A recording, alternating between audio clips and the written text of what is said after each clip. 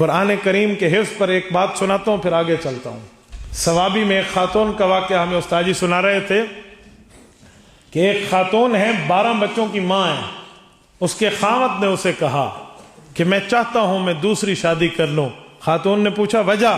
اس نے کہا آپ کے اور میرے 12 بچے ہیں، ہم دادے اور نانے بن چکے ہیں، تو اور میں نانا اور تو نانی، میں دادا اور تو دادی بن چکی ہے، تو لہٰذا ایک حافظہ عورت سے میں شادی کرنا چاہتا ہوں تاکہ وہ ہمارے بچوں کو قرآن پڑھائے، گھر میں بیٹھے ہوئے خواتین کو بھی، بچوں کو بھی پڑھائے گی، بچیوں کو بھی پڑھائے گی۔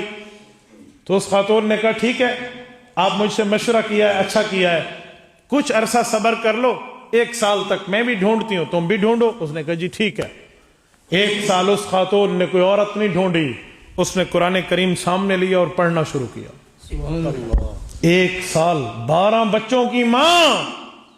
ہمارے ہاں مشہور ہے بڈھا تے ہوتا نبی کرے نتے، یہ جملے جو ہیں یہ جملے نا امیدی کے جملے ہیں، انہوں نے ہمارے ذہن کی ذہنیت کا جنازہ نکال دیا۔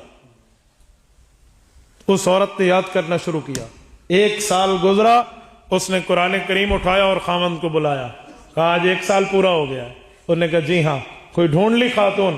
انہوں نے کہا یہ قرآن کریم ہے، اگر آپ اللہ حافظ عورت سے شادی کرنا چاہتے تھے کہ آپ کی بیوی حافظہ ہو، وہ بچوں کو پڑھائے، لو یہ قرآن الحمد کی الف سے والناس کے سین تک اس خاتون نے قرآن حفظ کر لیا ہے۔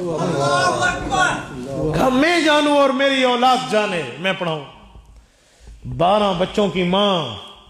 میرے دوستو مشکل، میں ڈیرہ اسماعیل خان کی بات کرتا ہوں، باہر کی بات، چلو یہ ثوابی کی بات ہے نا، میں ڈی اے خان سٹی کی بات کرتا ہوں، یہ بھی 10-12 بچوں کی ماں ہیں، ہماری راجپوت فیملی میں سے ہیں، ان کی اماں جان ہے ہمارے شاگردوں کی۔ خدا کی قسم قرآن ایسے ازبر ہے، اتنے بچے پیدا ہونے کے بعد حفظ کیا ہے ابھی، اور ایسے قرآن یاد ہے۔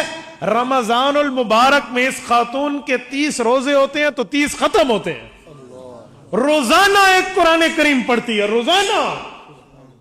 روزانہ کی بنیاد پہ۔ حاجی اکبر صاحب کی گھر والی ہیں، میرے بہت قریبی ہیں، وہ روزانہ ایک قرآن کریم، 12 بچوں کی ماں، نانی اور دادی ہو۔ آپ مجھے بتاؤ یہ قرآن سے عشق نہیں ہے؟